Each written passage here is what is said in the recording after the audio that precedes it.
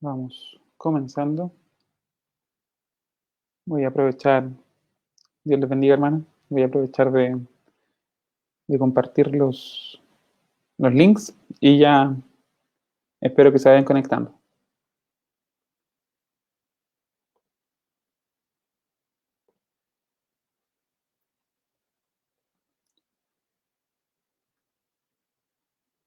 Solamente unos segundos y ya hacemos la oración inicial.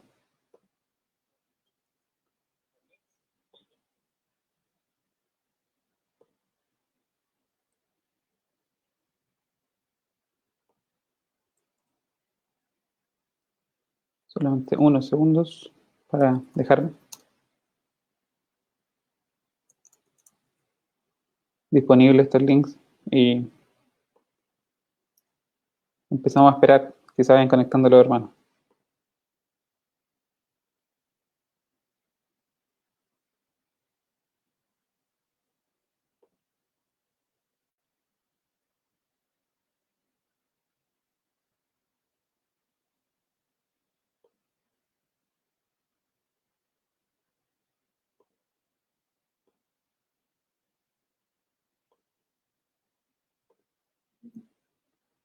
Ok.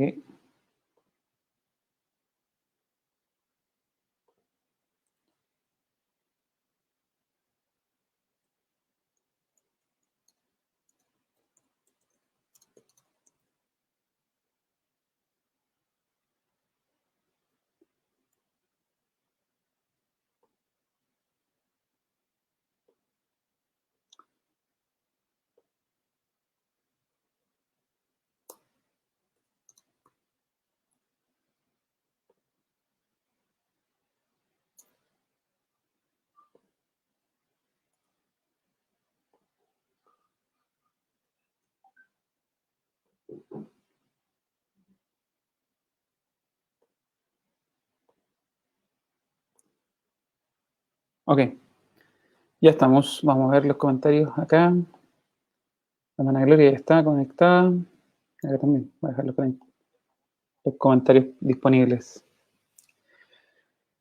Eh, Voy a esperar un par de minutos y ya hacemos la oración inicial.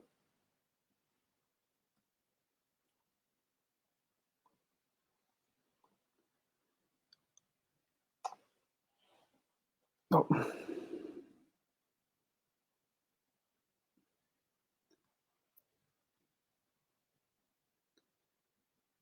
Ana Gloria, hay 3 conectados. Vamos a esperar un poco más. Aquí está mi hermana Elizabeth también conectada. El estudio de hoy va a tener harta lectura. Eh, Traté de tomar algunas notas, de copiar algunos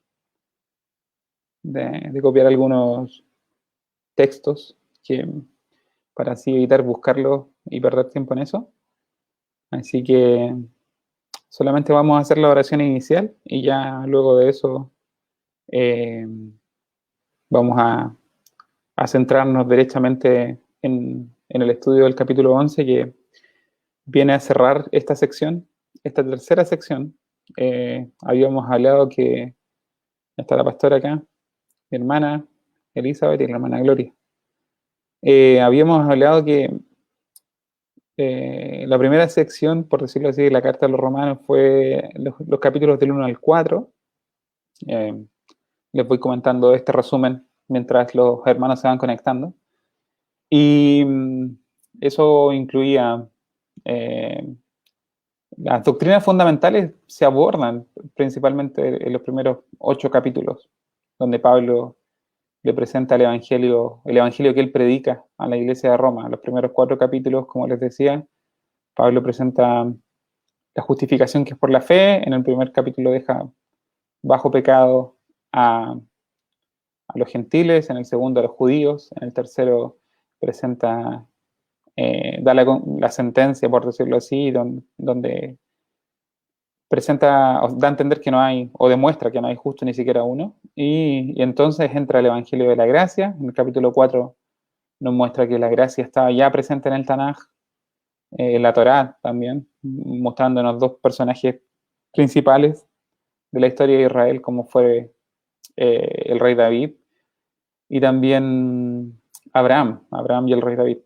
Los capítulos 5 al 8 se enfocan en la seguridad de la salvación que hemos recibido, eh, en cuanto a que la herencia que recibimos del segundo Adán, que es Cristo, nos da una esperanza que es ciertísima, de que si nos aferramos a esta fe vamos a un día alcanzar misericordia y no ser avergonzados en el juicio final. A esa seguridad es la que apunta Pablo y muestra en los capítulos 6 que ni la muerte es un enemigo suficientemente fuerte como para abatirnos, ni tampoco la ley, ni el capítulo 7. Y en el capítulo 8 es básicamente un cántico de alabanza al Señor por esta salvación que nos ha entregado. Y esta sección que vamos a cerrar hoy, que son los capítulos 9, 10 y 11, es tocante al tema de Israel. Aquí ya Pablo entra, no es las doctrinas fundamentales que él presentó en los primeros 8 capítulos, pero trata un tema que es discutido hasta el día de hoy. De hecho, al principio les voy a presentar 2 perspectivas, 2 formas de interpretar estos 3 capítulos, y voy a elegir una y de ahí la vamos a desarrollar. Ya hay 10 personas conectadas. No sé cuántas personas hay acá. En la otra plataforma que es YouTube, hay 3 personas conectadas. Así que ya, hay un buen número como para comenzar. Vamos a orar. Vamos a orar al Señor, a presentarnos en oración y vamos luego de eso, a leer el capítulo 11 y ya derechamente vamos a entrar al estudio del capítulo 11 con la ayuda del Señor. Así que los invito a inclinar sus rostros y a orar al Señor pidiendo dirección y que su Espíritu Santo, en su misericordia, una vez más nos dirija en este estudio. Eterno Dios y buen Padre Celestial, gracias te damos por tu amor, gracias te damos por tu misericordia, gracias te damos porque tú eres bueno, porque para siempre son tus misericordias, gracias te damos por un día más, por una semana más, que nos has guardado, que nos has sostenido en esta cuarentena, en esta situación que nos encontramos en diferentes partes del mundo, Señor. Aquí hay personas conectadas desde diferentes puntos del globo, Señor, y tenemos una situación muy similar ante la incertidumbre que genera una pandemia mundial, la primera y más importante que nos ha tocado vivir como generación. Pero tú has sido bueno como siempre, Señor, y en todo momento, y nos has sostenido hasta acá, Dios de la gloria, dado medios para poder comunicarnos, para poder mantenernos cerca, para poder alabar tu nombre, Señor, aunque sea de manera impersonal, Dios de la gloria, aunque haya distancia, pero tú nos permites alabarte, Señor, tú nos permites congregarnos en torno a tu palabra. Permite que esta lección sea de gozo para mis hermanos, de esperanza, que sea de motivo de refrigerio, Señor de la gloria, que podamos gloriarnos, Señor, en tu salvación, podamos gozarnos en tu elección, Dios de la gloria, y podamos alabar tu sabiduría, alabar tus pensamientos y tus caminos que son muy elevados, Señor, y permítenos contemplar esa sabiduría, permítenos contemplar la gloria de tu salvación y poder unirnos al cántico de alabanza de Pablo al final de este capítulo. Gracias por todo lo que haces, Señor amado.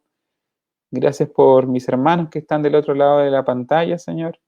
Y te pido que tú nos acompañes, que tú seas con nosotros, que tú nos guardes, Señor, y seas dirigiendo este servicio para la gloria de tu nombre.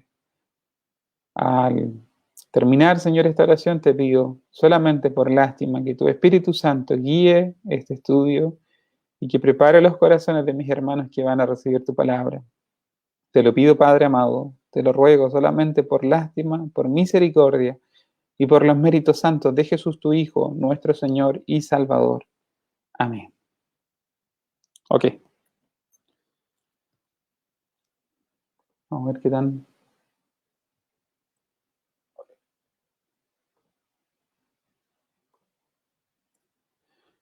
Ya. Entonces vamos a leer el capítulo 11 de la Carta a los Romanos. Vamos a leer el capítulo completo. Si tienen ya sus Biblias con ustedes, me dicen amén, me comentan para saber que están ahí y para poder ir siguiendo la lectura. Yo voy a leer desde la versión Reina Valera, 1960. Una vez que la tengan, me avisan. Una hermana mal si me dice amén. Una vez que la tengan, me avisan y comenzamos a dar lectura. En el nombre del Señor. El remanente de Israel, ese es el título que tiene la versión Reina Valera.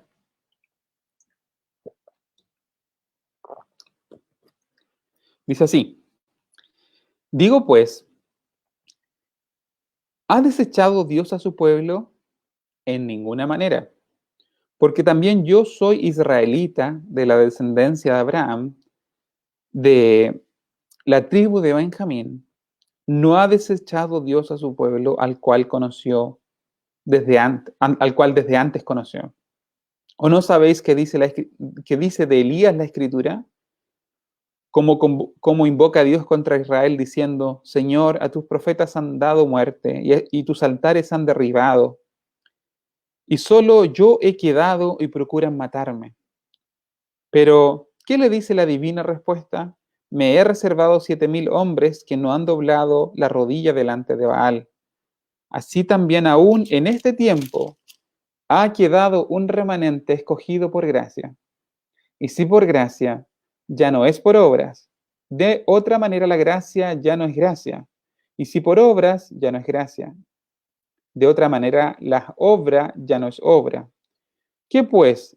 Lo que buscaba Israel no lo ha alcanzado, pero los escogidos sí lo han alcanzado y los demás fueron endurecidos. Como está escrito, Dios les dio espíritu de estupor, ojos con que no vean y oídos con que no oigan hasta el día de hoy. Y David dice: se ha vuelto su convite en trampa y en red, y en tropezadero y en retribución. Sean oscurecidos sus ojos para que no vean, y agóbiales la espalda para siempre. Digo pues, ¿han tropezado los de Israel para que cayesen? En ninguna manera. Pero por su transgresión vino la salvación a los gentiles, para provocarles a celos. Y si su transgresión es la riqueza del mundo, y su defección la riqueza de los gentiles, ¿cuánto más su plena restauración? Porque a vosotros hablo, gentiles, por cuanto yo soy apóstol de los gentiles, honro mi ministerio. Por si en alguna manera puedo provocar a celos a los de mi sangre y hacer salvos a alguno de ellos. Pero si su exclusión es la reconciliación del mundo, ¿qué será su admisión sino vida de entre los muertos? Y si las primicias son santas, también lo es la masa restante. Y si la raíz es santa, también lo son las ramas. Pues si alguna de las ramas fueron desgajadas y tú, siendo olivo silvestre, has sido injertado en lugar de ellas y has sido hecho participante de la raíz y de la rica savia del olivo, no te jactes contra las ramas, y si te jactas, sabe que no sustentas tú a la raíz, sino la raíz a ti. Pues las ramas, dirás, fueron desgajadas para que yo fuese injertado. Bien, por su incredulidad fueron desgajadas, pero tú por la fe estás en pie. No te ensoberbezcas, sino teme. Porque si Dios no perdonó a las ramas naturales, a ti tampoco te perdonará. Mira pues la bondad y la severidad de Dios, la severidad ciertamente para con los que cayeron, pero la bondad para contigo. Si permaneces en esa bondad, pues de otra manera tú también serás cortado. Y aún ellos, si no permanecieren en incredulidad, serán injertados, pues poderoso es Dios para volverlos a injertar. Porque si tú fuiste cortado del que por naturaleza es olivo silvestre, y contra naturaleza fuiste injertado en el buen olivo, ¿cuánto más estos, que son de las ramas naturales, serán injertadas en su propio olivo? Pero no quiero, hermanos, que ignoréis este misterio, para que no seáis arrogantes en cuanto a vosotros mismos, que ha acontecido a Israel endurecimiento en parte, hasta que haya entrado la plenitud de los gentiles, y luego todo Israel será salvo. Como está escrito, vendrá de Sión el libertador, que apartará a Jacob que apartará de Jacob la impiedad. Y este será mi pacto con ellos cuando yo quite sus pecados. Así que en cuanto al Evangelio, son enemigos por causa de vosotros, pero en cuanto a la elección, son amados por causa de los padres, porque irrevocables son los dones y el llamamiento de Dios. Pues como vosotros también en otro tiempo erais desobedientes a Dios, pero ahora habéis alcanzado misericordia por la desobediencia de ellos, así también estos ahora han sido desobedientes, para que por la misericordia concedida a vosotros, ellos también alcancen misericordia. Porque Dios sujetó a todos a desobediencia para tener misericordia de todos. Oh profundidad de las riquezas, de la sabiduría, de la ciencia de Dios, cuán insondables son sus juicios e inescrutables sus caminos, porque ¿quién entendió la mente de Dios o quién del Señor o quién fue su consejero? Porque o quién le dio a él primero para que le fuese recompensado, porque de él y por él y para él son todas las cosas, a él sea la gloria por los siglos. Amén. Amén. Saludos a mi papá, que me deja un comentario acá. Aquí está el capítulo 11, hermanos. Como les decía, el capítulo 11 es bastante más denso que los otros, así que para ganar tiempo vamos a comenzar a analizarlo de inmediato. Para esto tengo varias notas. El capítulo 11, como ningún otro, me lo preparé sin el libro que siempre sigo. Este es el libro que siempre sigo, que le había comentado. Pero preparando este capítulo, empecé a seguir antes de irme al libro, como siempre lo hago, escuché dos predicaciones de dos pastores eh, bastante, con los cuales he aprendido bastante.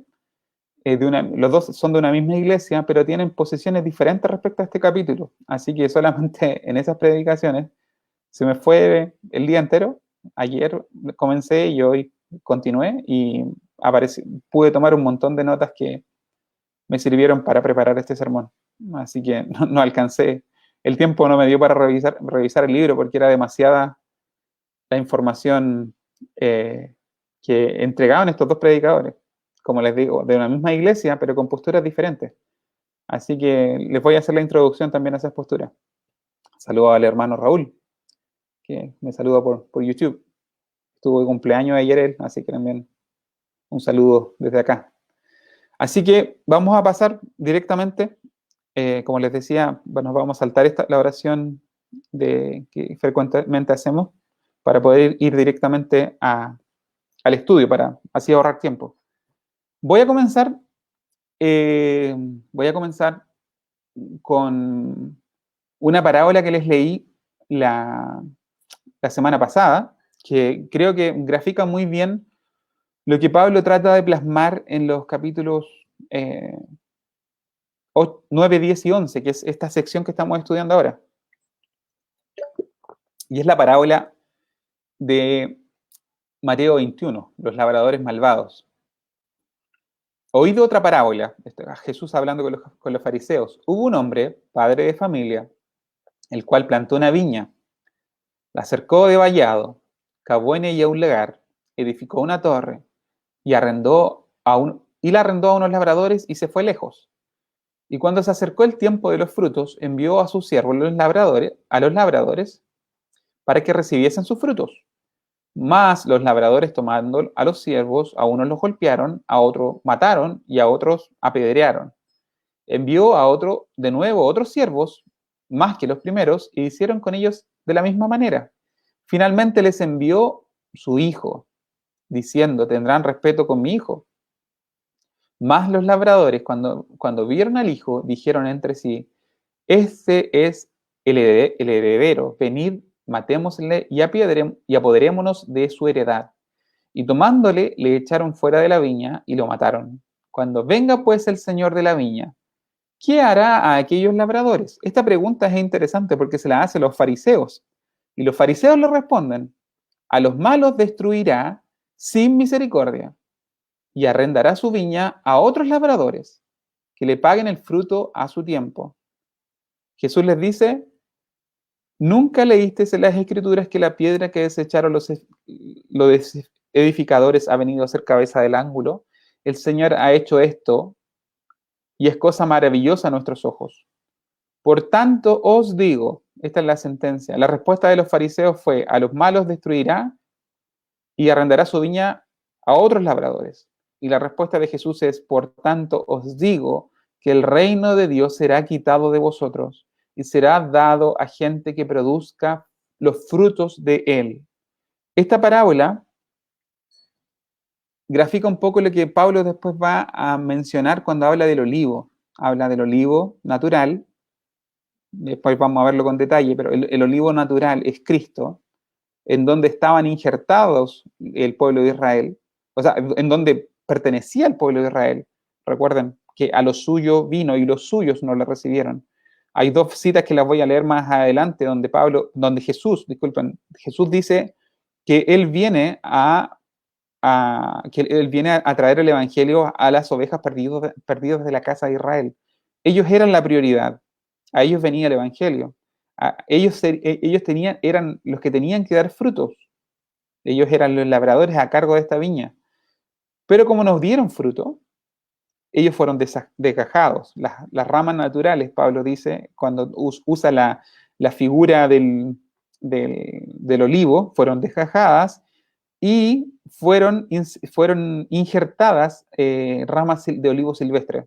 Y esto se grafica muy bien cuando Jesús les dice que el reino será quitado, o sea, las ramas serán desgajadas, las ramas naturales, el pueblo de Israel, y será dado a gente que produzca frutos de él, que son las ramas que vienen a ser injertadas en el olivo natural, que es Jesús, y que viene a ser el pueblo gentil. ¿Me entienden? Por eso les leo esta parábola, porque nos va a ayudar a entender la figura que usa Pablo cuando habla del olivo. Unas ramas que son quitadas y otras ramas que son injertadas. Aquí habla de Jesucristo de un traspaso. El reino de Dios es quitado del pueblo de Israel y es traspasado a otro pueblo para que produzca. Bueno, esta parábola de Lucas 21, de Mateo 21 tiene muchos detalles que se pueden rescatar de cómo Dios envió diferentes siervos al pueblo, que fueron los profetas que le hablaron por tanto tiempo, finalmente les habla por el Hijo al cual terminan matando. Entonces, por esa razón, porque crucifican a Cristo y rechazan el Evangelio, estas ramas son desgajadas. Y en este olivo natural, que es Cristo, vienen a ser injertados gentiles como nosotros. ¿Ok? Entonces, voy a establecer un principio que quiero que me sigan, quiero que lo guarden. Un principio que va a regir para el resto del capítulo. Así que pongan harta atención aquí. Y el principio es que entendemos las profecías en detalle luego de su cumplimiento. Anótenlo por ahí. Bueno, va a quedar grabado. Pero este es el principio que quiero dejar establecido. Que las profecías se entienden en detalle, generalmente, luego de que estas profecías han sido cumplidas. Por eso la dificultad de estudiar este pasaje, porque entran en un área que es un área profética que va hacia el futuro. La mayor parte del tiempo cuando estudiamos las escrituras miramos hacia el pasado, Entonces, las profecías se han cumplido, una, y dos, los escritores del Antiguo Testamento, del Nuevo Testamento, se encargaron de explicarnos estas profecías. A esto se refería el profeta Isaías, a esto se refería el profeta Zacarías, a esto se refería el profeta Jeremías, y lo hacen por inspiración, del Espíritu Santo. El profeta, o sea, cuando los escritores del Nuevo Testamento, inspirados por el Espíritu Santo, bajo inspiración del Espíritu Santo, nos explican las profecías que hablaban del Mesías, es mucho más, o sea, tenemos mucho más herramientas para poder entender esas profecías que fueron cumplidas, por ejemplo, tocantes a la primera venida del Señor. Entonces, cuando estudiamos profecías que están hacia el futuro, tenemos esa dificultad. Tenemos certezas generales, pero el detalle es lo que se nos puede escapar. Y muchas veces las disputas teológicas tocantes a las profecías del fin, que es la escatología, la rama teológica que estudia las profecías del fin, las diferencias están en los detalles. Pero como les decía, todos coincidimos en que Cristo va a volver. Eso debemos creerlo. Jesucristo va a volver por segunda vez. Eso todos tenemos que creerlo. Y lo otro, que Jesucristo va a volver por segunda vez para traer castigo y juicio al pecado y al impío, y para darle entrada al reino eterno a sus escogidos. Estas tres cosas, la salvación de sus escogidos y la entrada al reino eterno, el juicio al impío y al pecado, y su retorno, son tres cosas que son ciertísimas. Los detalles que van en torno a estas profecías son en los que podemos diferir, y este capítulo 11 entra precisamente en un área que involucra detalles. Entonces, por esa razón, hay diferentes posturas. ¿Ok? Entonces, este principio lo voy a establecer leyéndoles un pasaje que está en Lucas 24. Y el principio es que se entienden las profecías en detalle luego de su cumplimiento. Saludos a los hermanos que están, la hermana Norma, Violeta, es prima de mi esposa. Y hay otro que comenta Classic Card, accesorios. No sé quién es, pero un gran abrazo, saludos. Entonces, leamos les voy a leer parte del capítulo 24, cuando se ocurre el camino de Maús. Dice, sucedió que mientras hablaban y discutían entre sí, Jesús mismo se acercó y caminaba con ellos, mas los ojos de ellos estaban velados, para que no le conociesen. Y les dijo, ¿qué pláticas son estas que tenéis entre vosotros mientras camináis? ¿Y por qué estáis tristes? Respondiendo uno de ellos, que se llamaba Cleofas, le dijo, ¿eres tú el único forastero en Jerusalén que no ha sabido las cosas que en ella han acontecido en estos días? Entonces él le dijo, ¿qué cosa? Ellos le respondieron de Jesús Nazareno, que fue varón profeta, poderoso, en obra y en palabra delante de Dios y de todo el pueblo. Es bien interesante que muchas de estas personas, posiblemente discípulos, que habían creído que él era el Cristo, luego de su muerte, ya no lo confesaban como el Cristo, sino que hablan de Jesús Nazareno, varón profeta. No se habían enterado de su resurrección, entonces estaban en toda la etapa de desesperanza, de decepción. Entonces el diálogo que tienen con Jesús evidencia ese sentir. Pero para no leer todo el capítulo, voy a avanzar. Y Jesús les responde en el capítulo 25, o sea, en el versículo 25 del capítulo 24 de Lucas. Entonces les dijo, oh insensatos y tardos de corazón para creer todo lo que los profetas han dicho. ¿No era necesario que Cristo padeciera estas cosas y que entrara en su gloria? Y comenzando desde Moisés y siguiendo por todos los profetas, les declaraba en todas las escrituras lo que decían de él.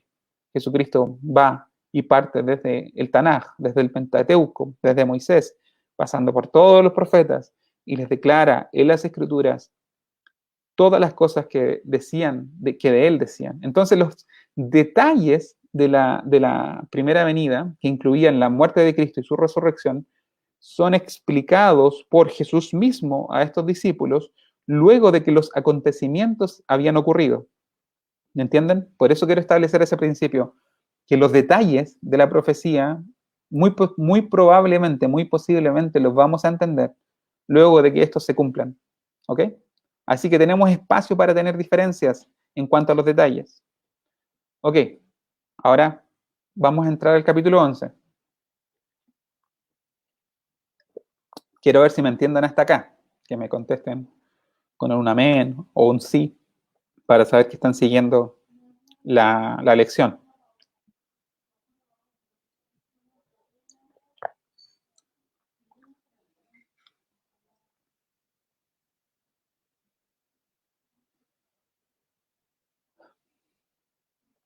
¿Algún comentario? Llegado el... Amén, dice el hermano Andy Arancibia. Ok, vamos a continuar entonces. Ahora vamos a entrar a lo que es el capítulo 11. Estos dos pastores que estaba escuchando yo, amén, dice mi amigo Diego y también mi hermana Patricia. Ok, estos dos pastores que estaba escuchando yo proponen como versículo clave en el capítulo, el primer pastor, voy a presentar primero la primera idea. El primer pastor me decía que el capítulo 11 se resume en el versículo 2 del capítulo 11.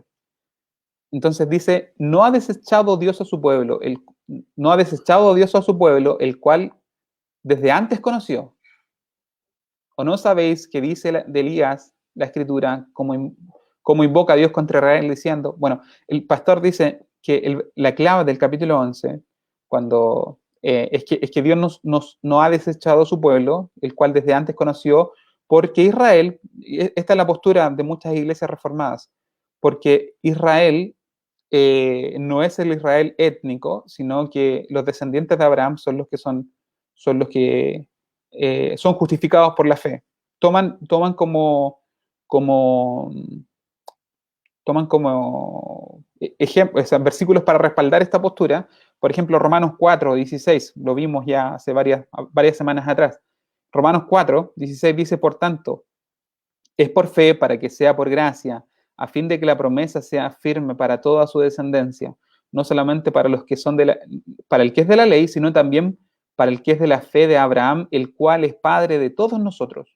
Aquí el capítulo 4 nos está diciendo que Abraham fue justificado cuando era incircunciso, antes de recibir la señal de la circuncisión, y que la señal la recibió producto de esa justificación que recibió por la fe.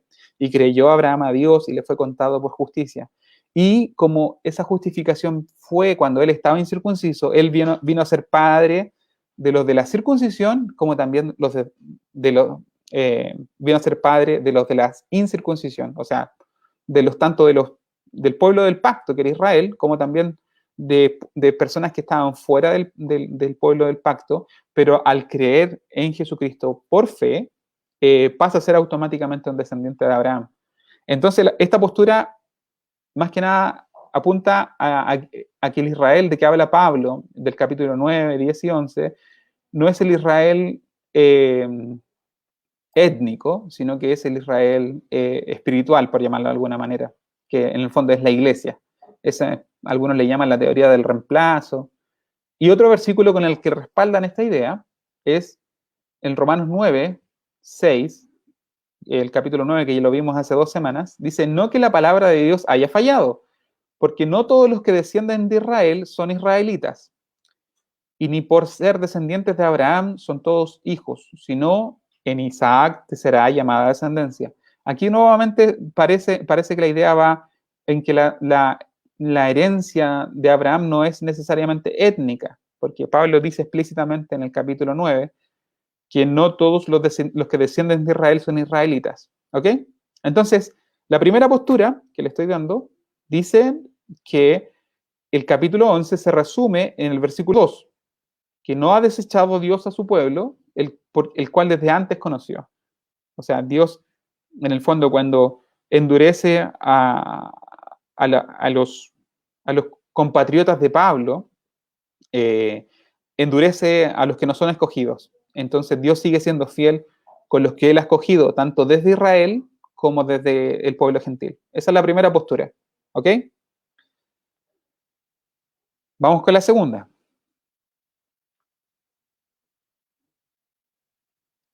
Y esta postura va a ser la que voy a desarrollar yo, porque es la que la que creo que más se acerca, o la que creo que me hace más sentido. Y les voy a explicar por qué me hace más sentido también. Entonces dice Romanos 11, dice el pastor, el segundo pastor con el cual estudié yo el capítulo 11, dice que el capítulo se resume en dos versículos, en los versículos 11 y en el versículo 12. Digo pues, ¿han tropezado los de Israel para que cayesen? En ninguna manera. Pero por su transgresión vino la salvación de los gentiles, para provocarles a celos. Y si su transgresión es la riqueza del mundo, su defección la riqueza de los gentiles, ¿cuánto más su plena restauración? Dice, y si su transgresión es la riqueza del mundo y su defección la riqueza de los gentiles, ¿cuánto más su plena restauración? Entonces la segunda postura apunta a una restauración futura de los parientes de Pablo, para llamarlo de alguna manera, del Israel étnico. Pero no todo Israel, pero los elegidos desde dentro del Israel étnico. ¿Ok? Esa es la segunda postura y les voy a decir por qué creo que es la que más se acomoda al pasaje.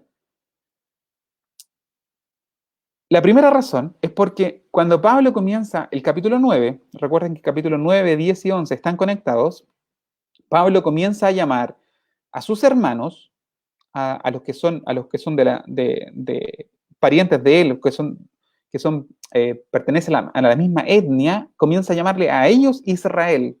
Entonces Pablo usa en los capítulos 9, 10 y 11 el término Israel principalmente para referirse a un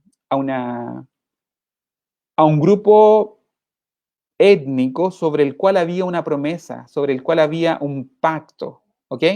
Porque Pablo, en los capítulos anteriores, cuando habla de ellos, por ejemplo, en el capítulo 2, habla de los judíos, que es un término más político, un término más, un término no tan profético, ¿no? Un término no tan relacionado con un término no tan teológico.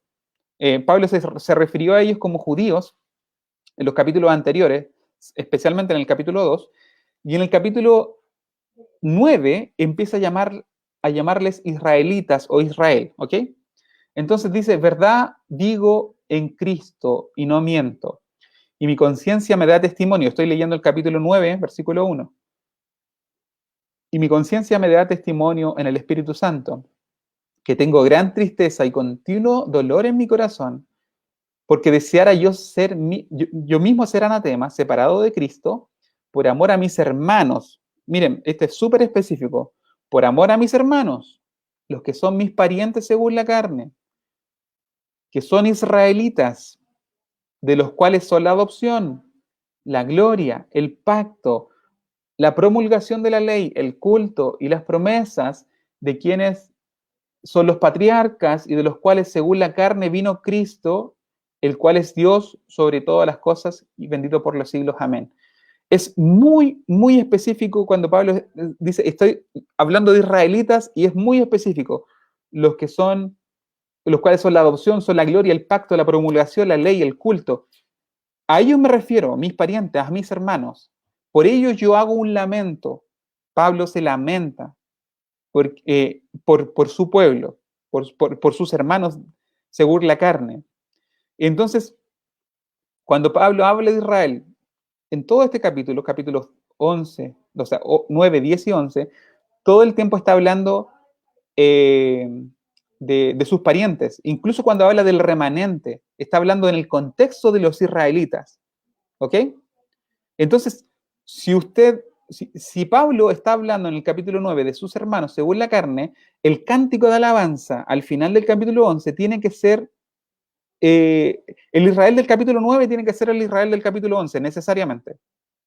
Si aceptamos que Pablo se está refiriendo a sus hermanos, la esperanza de restauración que habla Pablo al final del capítulo 11, que vamos a ver más adelante, tiene que ser necesariamente con sus hermanos.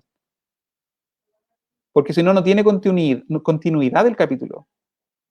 No puede Pablo comenzar lamentándose por un Israel específico, el cual detalla que son mis hermanos según la carne, bla, bla, bla, bla, y después terminar alabando por la salvación de un Israel que es espiritual. No tiene sentido.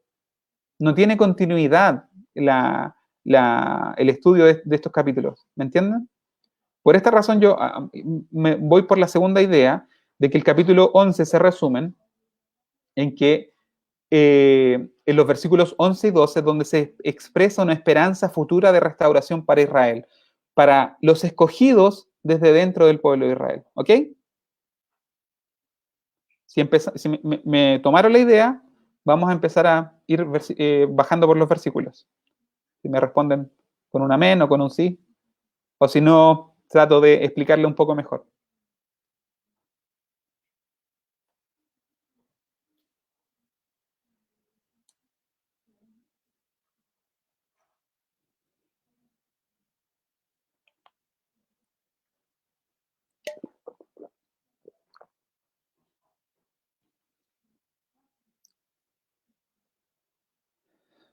Si hay algún comentario, continuaré con el... Ok, mi hermano Pablo me dice amén. Mi hermano Ivonne también dice amén. Ok, vamos a continuar también. Vamos bajando por los versículos del capítulo 11. Entonces, Pablo dice,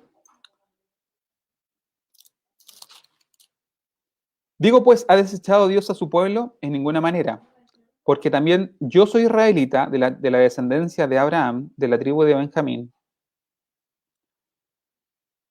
¿No ha desechado Dios a su pueblo, al cual desde antes conoció? ¿O no sabéis que dice la escritura, que dice de Elías la escritura, y aquí cita la historia de Elías, habla del remanente, de los 7.000 que Dios se reservó? Y el versículo 5 es clave. Así también, aún en este tiempo, ha quedado un remanente escogido por gracia. Usa el ejemplo de Elías, donde en los tiempos de más pecado de Israel, y especialmente Elías, para contextualizarlo, Elías profetizaba en el reino del norte. Cuando Israel se divide en dos reinos, quedó al norte las 10 tribus, a las cuales se le llamó Israel, y al sur quedaron 2 tribus, que fue la de Judá y de Benjamín, y a ese reino se le llamó Judá. Elías predicó en el reino del norte. En el reino del norte no hay ni siquiera un rey bueno, son todos malos, son todos malos. De hecho, el parámetro de medida era si era tan malo como Jeroboam I. El parámetro de medida en el reino del sur era si seguía o no el camino de David su padre. Los reyes de Judá se les medía si seguían o no el camino de David su padre. Hubieron como 4 o 5 reyes buenos dentro de las 200 años de historia que tuvo el reino del sur, 250 por ahí. Y en el reino del norte fueron todos malos, fueron todos malos. Entonces, ahí predicó Elías, en un reino que tuvo solamente reyes malos, y predicó en el tiempo quizás de la reina más mala, que es como un ejemplo de maldad, que era Jezabel. Y en ese contexto de absoluta desolación, Dios le dice que se ha reservado un remanente, Entonces, el remanente, según como la interpretación que estoy siguiendo yo, el remanente viene a ser escogidos desde dentro de Israel, ¿ok? El remanente, siguiendo esta interpretación que elegí yo, son escogidos desde dentro de Israel. Cuando Elías le dice, no queda ninguno que te sirva, soy el único, con un poquito de autojusticia. Y Dios le dice, tengo todavía 7.000 hombres que no han doblado su rodilla ante Baal. Ese remanente que había en el tiempo de Elías, Pablo dice, y en este tiempo Dios ha obrado de la misma manera reservando un remanente, y él se pone como ejemplo. ¿Por qué? Porque yo soy israelita de la tribu de Benjamín, o sea, yo soy de la descendencia de Abraham, soy de la tribu de Benjamín. Entonces, Pablo le está diciendo, yo soy un ejemplo del remanente. O sea, El que yo crea en Cristo, el que Cristo me haya parecido a mí, es un ejemplo de que Dios todavía se reserva un remanente desde dentro de su pueblo. Ahora, la gran mayoría eh, se ha convertido en enemigo del pueblo de Dios, porque crucificaron a Cristo, lo rechazaron, a los suyos vino y los suyos no lo recibieron, y la gran mayoría rechaza a Jesucristo, pero hay todavía un número de israelitas, de descendientes según la carne, de Abraham, los cuales han creído en el Señor. Y por esa razón, porque Dios siempre ha tenido un remanente escogido por gracia en toda la historia, la fidelidad de Dios sigue intacta, porque esa era la razón por la cual la razón por la cual Pablo comienza su lamento también. Una porque sus hermanos según la carne no creían en el Señor, y no solamente no creían, sino que los perseguían a los que predicaban el Evangelio. Y la segunda es, ¿qué pasa con la fidelidad de Dios? ¿Falló la fidelidad de Dios porque Israel no cree? Y entonces Pablo desarrolla esa idea en el capítulo 9. No, Dios sigue siendo fiel porque no todos los descendientes de Israel son israelitas. Y ahí cuando Pablo habla sobre esto, habla específicamente del remanente, porque en Isaac será llamada descendencia, luego en Jacob, pero es siempre dentro del contexto de los descendientes según la carne de Abraham. Entonces, dentro de los descendientes según la carne de Abraham, Dios siempre ha tenido un remanente, que Dios ha escogido por gracia. Por gracia de la misma forma como fuimos escogidos nosotros. Por eso finalmente vamos a terminar todo en el mismo olivo. El remanente, o sea, los judíos que han creído en Cristo, son las ramas naturales que no han sido desgajadas. La gran mayoría de ramas naturales fueron desgajadas, el remanente quedó, porque fue escogido por gracia. Pablo es un ejemplo, Pedro es un ejemplo, y casi toda la iglesia del primer siglo, en su gran mayoría, las primeras décadas, eran ejemplo del remanente, que quedaron en el olivo, que no fueron desgajados. Y a ese olivo fueron agregadas ramas silvestres, que somos nosotros, también escogidos por gracia. Y a este olivo, con el remanente de Israel, escogido por gracia, y con la rama silvestre, escogido por gracia, Pablo nos está diciendo en el capítulo 11 que en el fin de los tiempos, de alguna manera que no entendemos, en cuanto al detalle, Dios va a volver a injertar a las ramas que él desgajó. Entonces y van a ser todos escogidos por gracia. Por eso el cántico de alabanza que va a venir al final, pero vamos a llegar allá, ¿ok? Entonces, Pablo es un ejemplo del remanente escogido por gracia. De la misma manera como en el tiempo de Elías Dios tenía un remanente, en este tiempo, dice Pablo, se ha reservado un remanente fiel. Entonces, luego Pablo, los versículos 6 al 10, habla del escoger por gracia. Dice, y si es por gracia, ya no es por obra.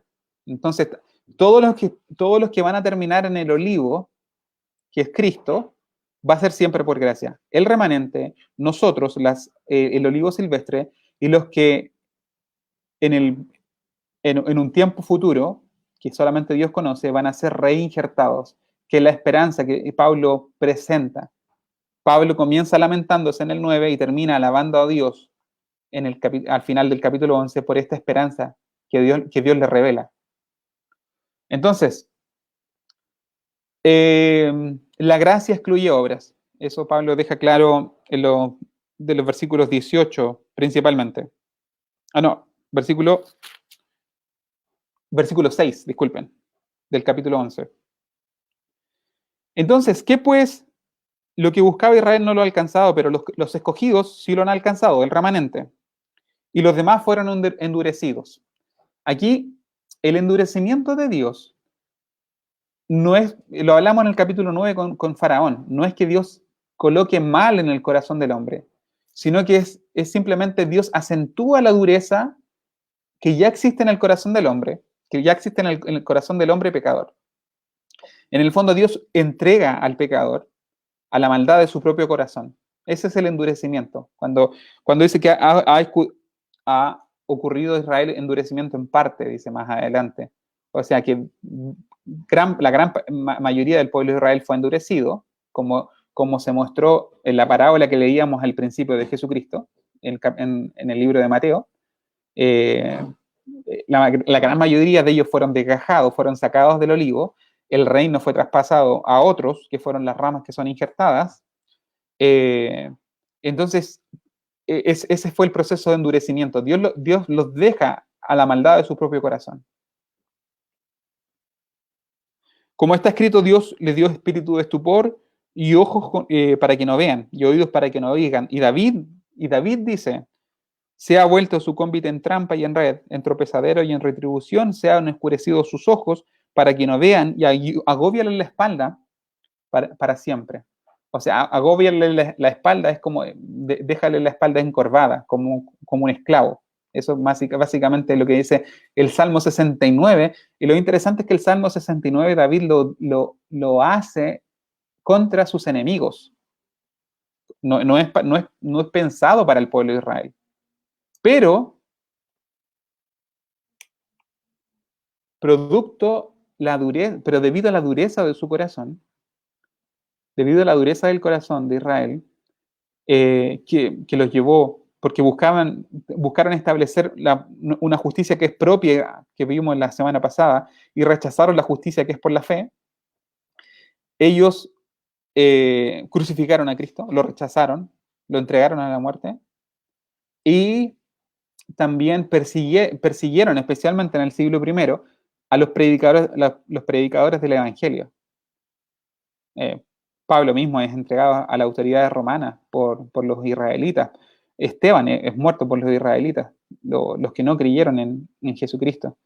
Entonces, por esa razón, ellos se tornan en enemigos de la cruz de Cristo, en enemigos del Evangelio. Y por eso Pablo les dedica estos versículos del Salmo 69, que son versículos pensados para enemigos del pueblo de Dios. Entonces, después, versículo 11 ya. Voy en el versículo 11 del capítulo 11. Y aquí son los versículos centrales que habíamos hablado, versículos 11 y 12. ¿Ha tropezado Israel para que cayesen? En ninguna manera. Aquí Pablo presenta la esperanza de una futura restauración. En ninguna manera, pero su transgresión por su transgresión vino la salvación a los gentiles para provocarlos a celos.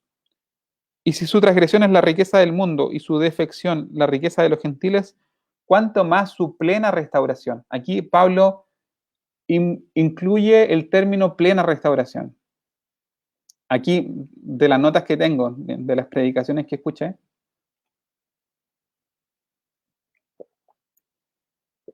aquí pregunta, ¿a qué se refiere Pablo con plena restauración?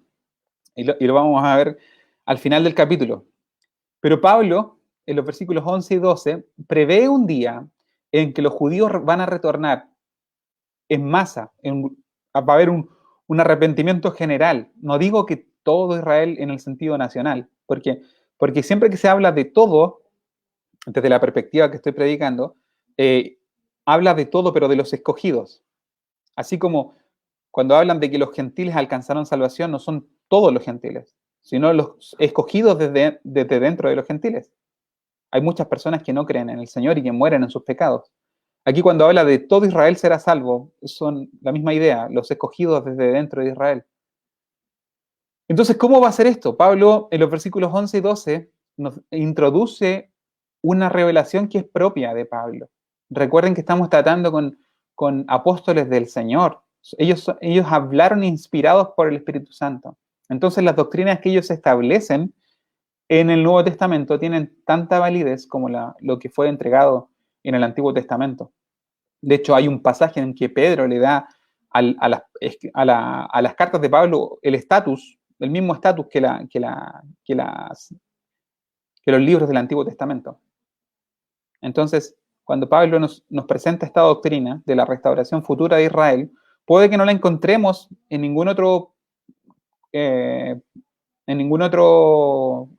carta o en ningún otro de los libros del Nuevo Testamento, en este detalle por lo menos.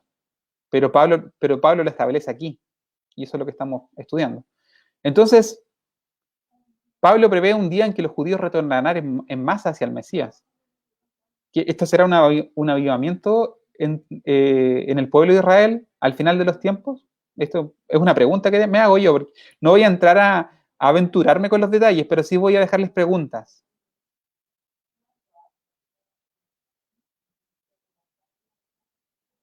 Dice, aquí un hermano que no veo su nombre, me dice, una cosa es consecuencia de la otra, en ese sentido. Así como la gracia produce obras, el pecado, lejos de Dios, produce endurecimiento, ¿sí?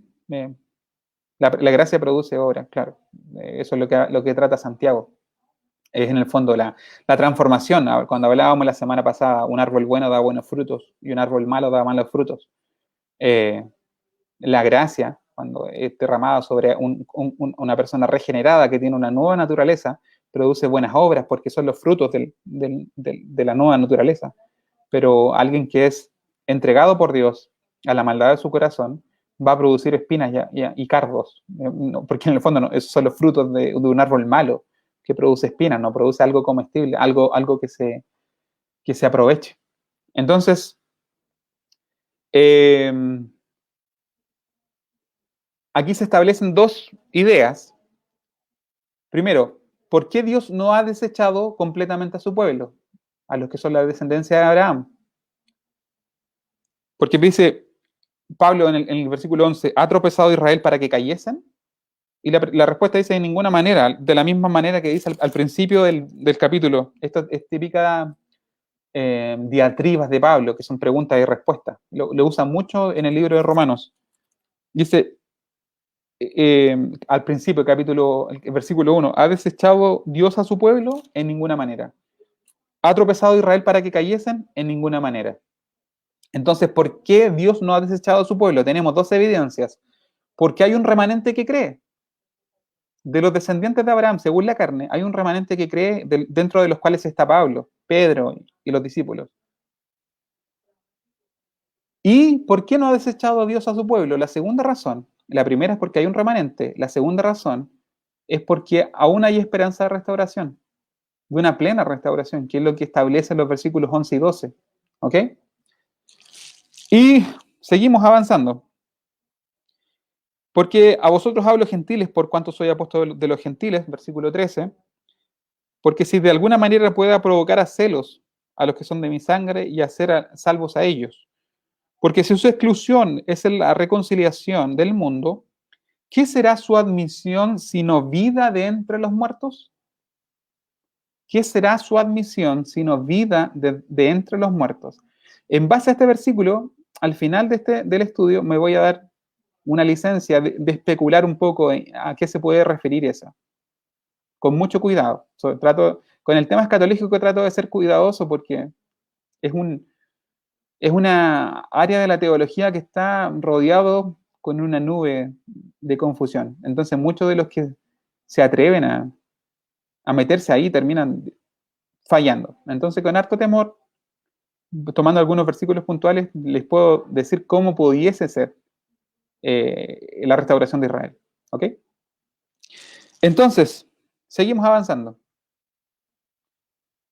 Y si las primicias son santas, también es la masa restante, y si la raíz es santa, también son las ramas. Aquí entramos al ejemplo del olivo, y ya se lo he venido comentando. Entonces les decía que el buen olivo era Jesús, las ramas naturales es el pueblo de Israel, y las ramas silvestres somos nosotros los gentiles, ¿ok? El pueblo de Israel son aquellos que naturalmente deberían haber producido fruto. Para ello venía primeramente el Evangelio. Por eso, en esta figura que usa Pablo, las ramas naturales, las ramas que pertenecían al olivo, que es Cristo, era el pueblo de Israel, y las ramas silvestres somos nosotros. Ahora, cuando en la esperanza que Pablo plantea, la esperanza de una plena restauración, una de las ideas que deja era, si nosotros somos olivos silvestres, pudimos ser implantados en Cristo, que es el olivo natural, o sea, si nosotros como ramas de un olivo silvestre pudimos ser injertados, no sé si sea necesario que le explique lo que es un injerto, yo creo que todos saben, básicamente hacerle una herida a un árbol, y luego colocar una rama y luego sellar, y ahí así se mezclan los árboles y dan frutos nuevos. Si mezclamos dos olivos diferentes nos va a dar un fruto que es la mezcla de ambos. Ok, pero eso es un injerto. Entonces, cuando abrazamos esta idea de una futura restauración para Israel, Pablo nos da a entender, si fue posible que ustedes, nosotros los gentiles, pudiésemos ser injertados en el olivo natural, siendo rama silvestre, entonces la posibilidad de que Dios restaure a Israel a las ramas que él desajó es completamente, completamente posible, es completamente razonable. Porque si nosotros siendo rama silvestre pudimos ser injertados en el olivo natural, ¿cuánto más estas ramas que son originalmente del olivo van a volver a ser reinjertadas? Pablo usa esa idea, un poco llamando a los gentiles que no nos ensoberbezcamos contra el pueblo de Israel, que es algo bastante común, más común de lo que uno quisiera. Hay hasta cristianos que son antisemitas, que es completamente, uno de los pastores que escuchaba decía, es completamente irracional ser antisemita y ser cristiano. O sea, esa es la máxima expresión del ensoberbecerse que Pablo dice. No, ustedes no se ensoberbezcan. O sea, ustedes son olivos silvestres que están injertados por gracia. Y estos que fueron desgajados, por gracia también pueden volver a ser injertados. Ustedes son sostenidos por gracia, por la raíz, por el olivo que es Cristo, y fueron injertados por gracia acá, y estos que cayeron, que fueron desgajados, pueden volver a ser injertados por gracia. Entonces Pablo nos dice en el fondo, no se ensoberbezcan, ustedes no es por un merecimiento propio que que fueron injertados en la raíz, no es por su calidad como ramas de olivo silvestre, sino simplemente por gracia. ¿Ok? Entonces, por eso Pablo habla de la bondad y severidad de Dios. Este es un tema bien importante, la bondad y severidad en cuanto al juicio. Cuando Jesucristo habla y la Escritura nos habla que Dios no hace acepción de personas, es un término que hacemos, que casi siempre lo tocamos, Dios no hace acepción de personas, ¿ok? Eso significa, cuando se toca ese tema, la mayor parte del tiempo se dice en un contexto de juicio. Tocante a juicio, Dios no hace acepción de personas. Principalmente en cuanto a juicio, Dios no hace acepción de personas.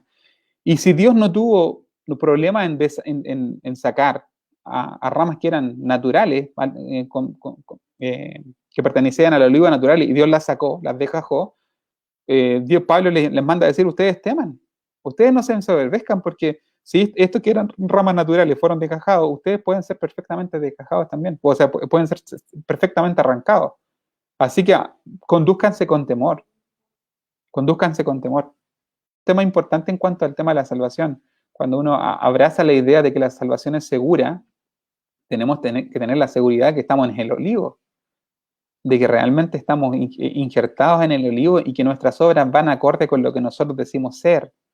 Si decimos que somos salvos, pero la naturaleza nuestra no ha cambiado y nuestros frutos siguen siendo espinas, claramente nos estamos engañando y nos estamos ensoberbeciendo. Y posiblemente no hemos sido ni siquiera injertados en el olivo. ¿Ok? Por eso Pablo un poco llama al temor.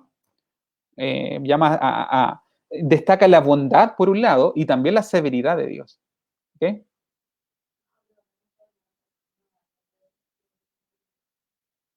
Vamos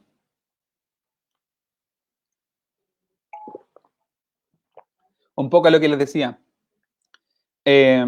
¿Por qué Israel eran el olivo las ramas naturales de este olivo?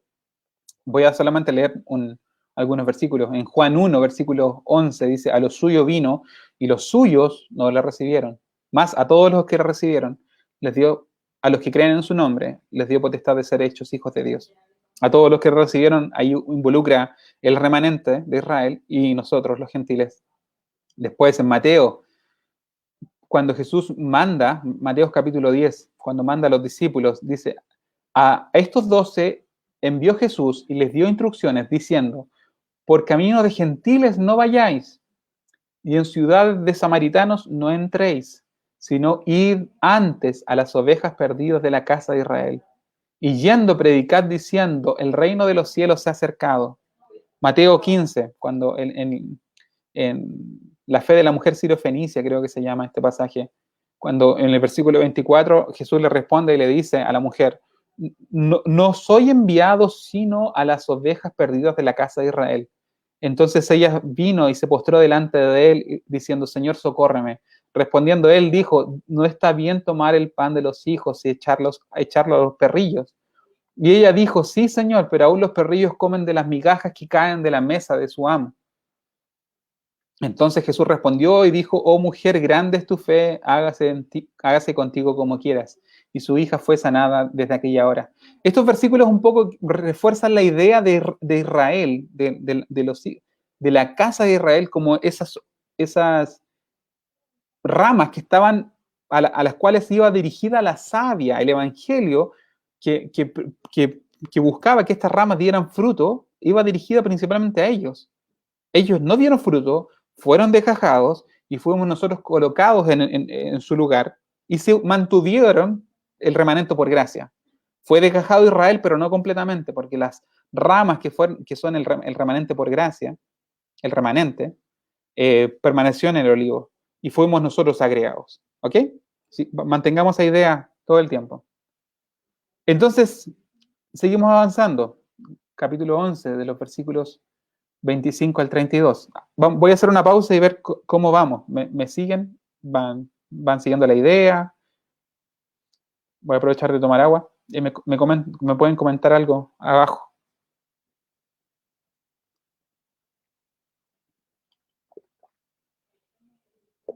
Aprovecho de saludar a la hermana Olga Miranda, que se conectó, la hermana Yamilka también. Dios les bendiga.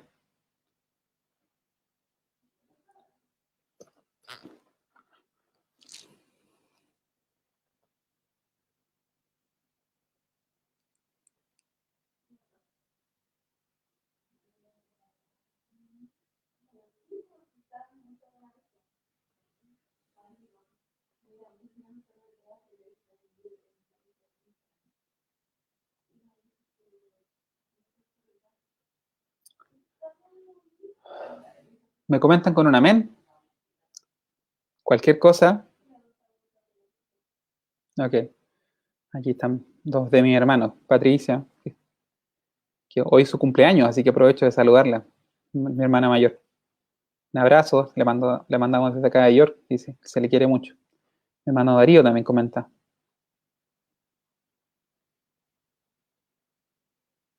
Ok. Vamos a continuar entonces. Los versículos 25, del versículo 25 en adelante. Pero no quiero, hermanos, que ignoréis este misterio, para que no seáis arrogantes en cuanto a vosotros mismos, que ha acontecido a Israel endurecimiento en parte. Esto en parte que les comentaban delante no es un endurecimiento completo, porque desde siempre Dios ha mantenido un remanente. Hasta el día de hoy hay judíos que siguen creyendo en Jesucristo.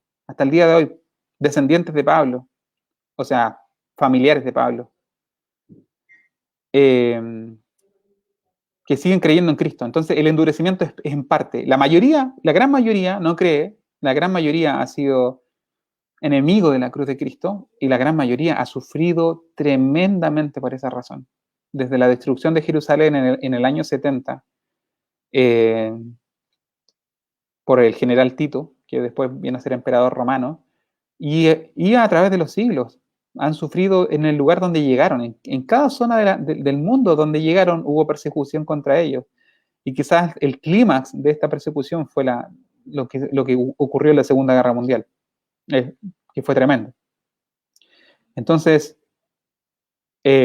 dice Pablo que el endurecimiento es en parte, porque efectivamente siempre ha habido un remanente escogido por gracia, desde dentro del pueblo de Israel.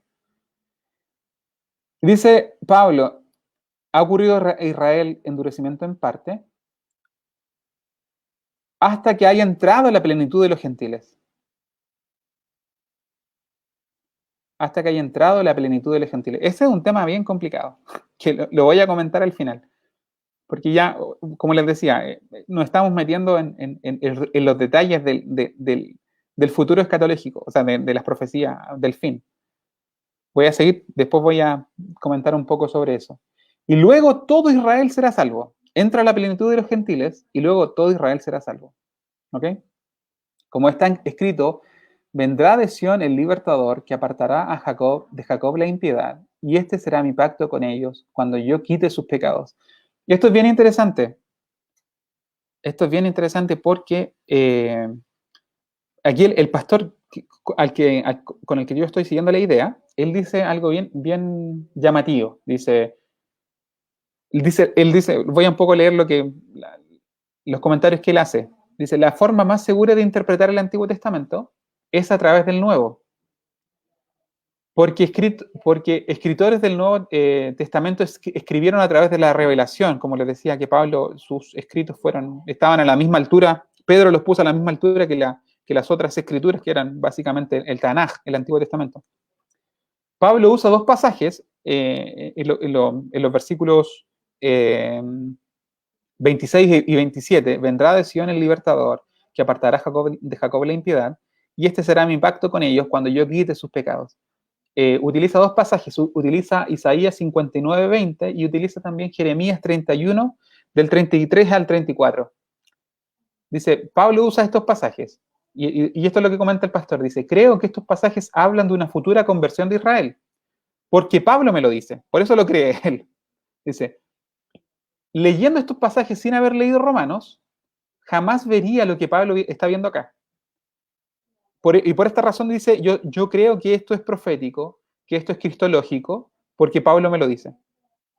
Entonces, el escritor, el pastor dice, estos pasajes que Pablo está tomando de Isaías y de Jeremías, lo está aplicando Pablo en la revelación que él recibió, lo está aplicando para una futura restauración de sus hermanos.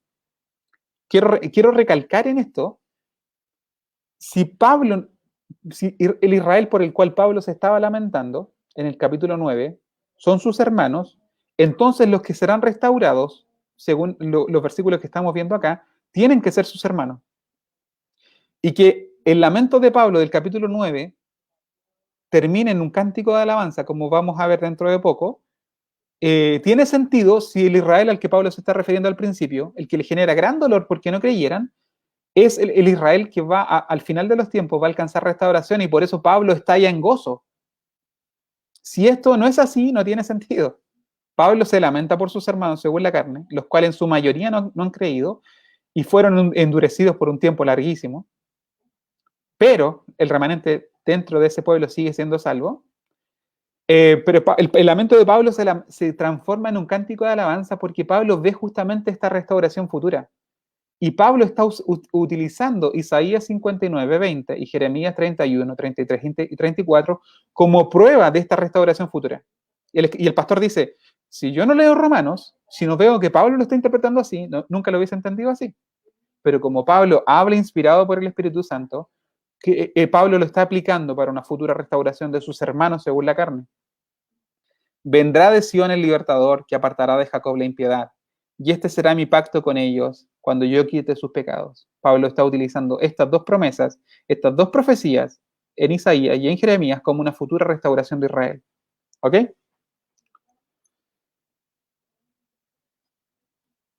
Ok, los versículos 28 y 29. Así que en cuanto al Evangelio, son enemigos por causa de vosotros.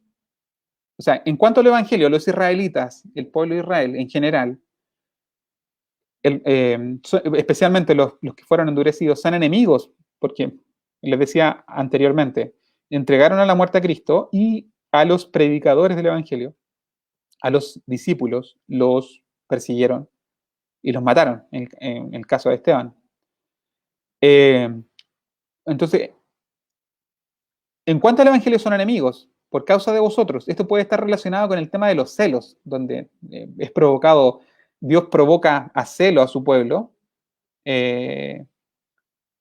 Dios provoca celos a su pueblo, con otro pueblo, con un pueblo que no pertenecía, por decirlo así, al pueblo escogido. Dios lo injerta en el olivo, a la rama silvestre, para ver si provoca celos a estos que han sido desgajados para que se arrepientan, se vuelvan al Señor y puedan volver a ser injertados. Entonces, pero en cuanto a la elección, son amados por causa de los padres, porque irrevocables son los dones y el llamamiento de Dios. Entonces, la restauración de Israel es posible por dos motivos. Primero, porque la inmutabilidad debido a la inmutabilidad de los decretos de Dios y a su alianza, por causa de los padres son amados. Y segundo, porque en los planes de Dios cabe la restauración de Israel. Dios teniendo misericordia de todos por medio de la gracia. Dios deja a todos bajo desobediencia para después tener misericordia de todos.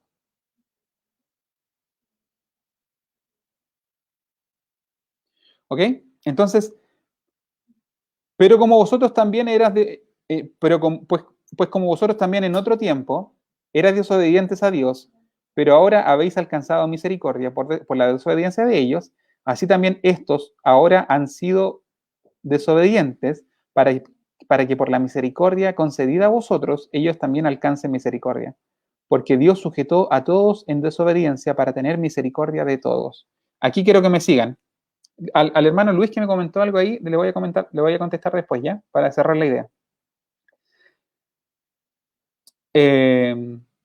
Entonces, sigamos la idea del olivo. El olivo es Cristo. Las ramas naturales para los cuales vino primeramente el evangelio, el mensaje del reino, el reino de los cielos se ha acercado, era principalmente para los hijos para las ovejas perdidas de la casa de Israel.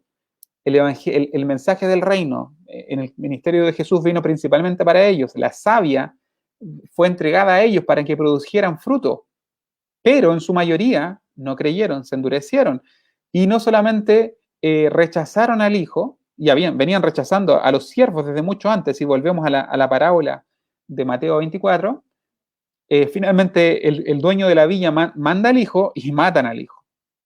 Entonces, estas ramas que recibieron todos estos mensajes, recibieron el Evangelio y deberían haber producido fruto, terminaron matando al Hijo. Por esta razón, estas ramas fueron cortadas, fueron desgajadas. ¿Ok? Y fueron injertadas ramas silvestres que somos nosotros. Nosotros que por naturaleza somos desobedientes. El gentil no estaba dentro del pueblo del pacto y la naturaleza nuestra era la idolatría, era seguir dioses que no eran el Dios de Israel, eran seguir leyes que no eran la ley del Sinaí. Entonces, el gentil por naturaleza era desobediente. Pero al gentil lo alcanzó la misericordia y fue injertado por misericordia en el olivo, en el olivo que es Cristo. Y estos que fueron desgajados por su desobediencia, una desobediencia que era inherente de los gentiles, nosotros éramos desobedientes por naturaleza, y fuimos por misericordia injertados en el olivo natural, y estos que eran del olivo natural, pero que desobedecieron, fueron desgajados. Para ahora, Pablo se abre a esta esperanza de que en un futuro ellos van a volver a ser injertados con la misma misericordia con la que nosotros fuimos injertados. Ellos están en desobediencia ahora, en su mayoría, están endurecidos en su mayoría, pero va a llegar un momento en que la misma misericordia que nos tomó a nosotros, que éramos ramas silvestres, y nos injertó en el olivo que es Cristo, va a tomarlos a ellos, que están endurecidos de manera momentánea, y los va a volver a injertar en Jesucristo. Por eso se entiende que nos sujetó a todos en desobediencia, a las ramas que fueron cortadas, como a nosotros que no pertenecíamos al olivo, para tener misericordia de todos. Esa es la maravilla del plan de Dios. Y que Pablo, cuando lo mira, eleva esta doxología.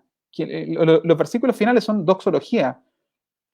De nosotros que éramos desobedientes tuvo misericordia, y de los que pertenecían al olivo y desobedecieron, fueron cortados, pero van a alcanzar misericordia, según lo que Pablo nos está enseñando.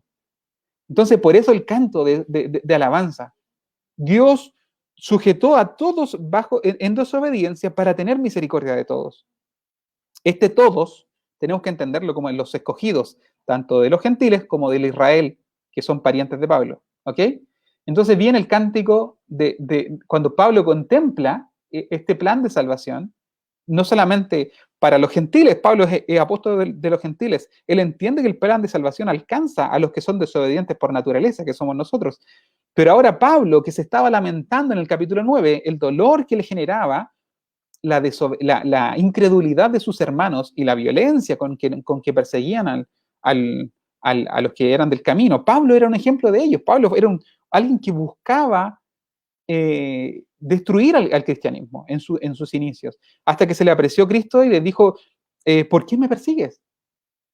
Y lo transformó. Pablo era uno de esos que eran enemigos de la cruz de Cristo, pero fue transformado por la misma misericordia que nos alcanzó a nosotros. Entonces Pablo tiene mucha claridad en cuanto a que los gentiles alcanzan misericordia. Pero ese lamento de Pablo en el capítulo 9, por la dureza del corazón de sus hermanos, se transforma en una alabanza de gloria al darse cuenta Pablo que Dios ha sujetado a todos bajo misericordia, o sea, bajo desobediencia, para tener misericordia de todos. Y por esa razón, Pablo, cuando contempla esta revelación, eleva este cántico de alabanza y dice, oh profundidad de las riquezas, de la sabiduría y de la ciencia de Dios, cuán insondables son sus juicios e inescrutables sus caminos, porque ¿quién entendió la mente del Señor? ¿O quién fue su consejero? ¿O quién le dio a él primero para que él fuese recompensado? Porque de él y por él y para él son todas las cosas, a él sea la gloria por los siglos de los siglos. Amén. Amén, amén, amén. Amén. Un cántico de alabanza. Al ver la profundidad de la sabiduría de Dios, al ver la profundidad de la misericordia de Dios. Cuán profundo es esta alabanza. Cuán profunda es la alabanza al Señor cuando contemplamos el Evangelio. Cuán profunda es la alabanza al Señor cuando es bíblica. Y cuán pobre es la alabanza hoy en día. Por no estudiar la palabra, por no contemplar al Dios de la Biblia, lo hemos empequeñecido, hemos hecho de Dios una persona sensibilona, lo hemos reducido a algo que no es el Dios de la Biblia, que no es este Dios potente que presenta Pablo en nuestros versículos. Uno que tiene juicios insondables, que tiene caminos inescrutables. Un Dios que tiene una mente que no puede ser comprendida, que no tiene consejero, que nadie le ha dado a él. Ese es el Dios de la palabra, ese es el Dios de la Biblia. Y lo hemos reducido tanto a nuestro sentimentalismo. Muchas de las alabanzas que cantamos hoy en día son tan lejanas a este cántico de alabanza. O el cántico de Moisés, por ejemplo, que aparece en el Apocalipsis. Grandes y maravillosas son tus obras, Señor Dios Todopoderoso, justos y verdaderos son tus caminos, Rey de los santos. ¿Quién no te temerá, oh Señor, y glorificará tu nombre? Pues solo tú eres santo, por lo cual todas las naciones vendrán y te adorarán. Aleluya, aleluya, aleluya. Cuán profunda es la alabanza bíblica. Cuán profunda es la alabanza bíblica. Y cuánto hemos empequeñecido al Señor. Discúlpenme lo incómodo que puede sonar esto por citar algunas alabanzas que cantamos. Algunos dicen, al estar yo junto a ti no me puedo contener cuando me miras así, una alabanza de Jesús de Adrián Romero, por solamente dar un ejemplo. ¿Cuán lejano es ese Dios del Dios potente que nos muestra la Biblia? ¿Cuán pobre es nuestra alabanza cuando cantamos este tipo de cosas? ¿Cuán lejano está del Dios de las Escrituras que alaban estos antiguos hombres de Dios? Necesitamos recuperar una alabanza bíblica que dignifique, que esté acorde a la magnificencia del Dios de la Biblia. Un Dios poderoso, un Dios sabio, un Dios que no podemos entender, que está por sobre nosotros. Un Dios de juicios insondables, que por más que lo busquemos, que rastreemos, no vamos a poder comprender la magnitud de este Dios. Un Dios incontenible, un Dios inescrutable, que no se puede contar, no podemos hacernos una idea de lo profundo y lo maravilloso que es este Dios. A este Dios Pablo alaba al ver este plan de salvación, este plan completo de salvación.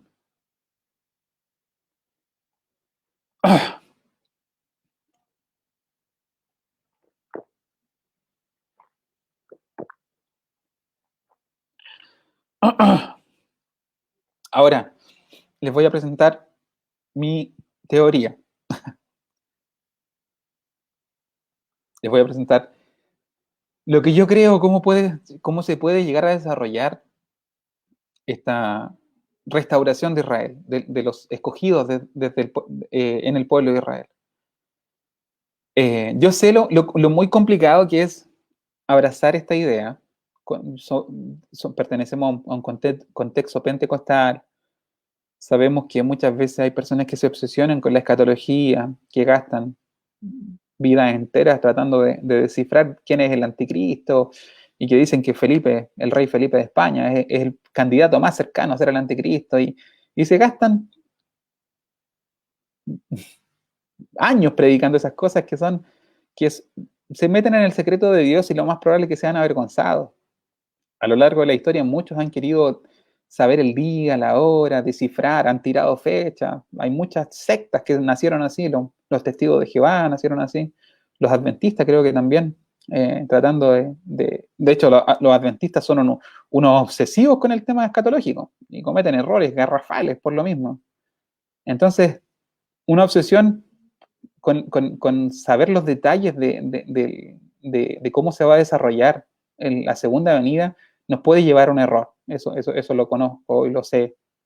Y también nos puede llevar a tener una idea de una futura restauración de Israel, nos puede llevar a ideas erróneas, como por ejemplo, hay quienes creen que los judíos son por sí solos un pueblo especial y poco menos que tienen un plan paralelo de salvación.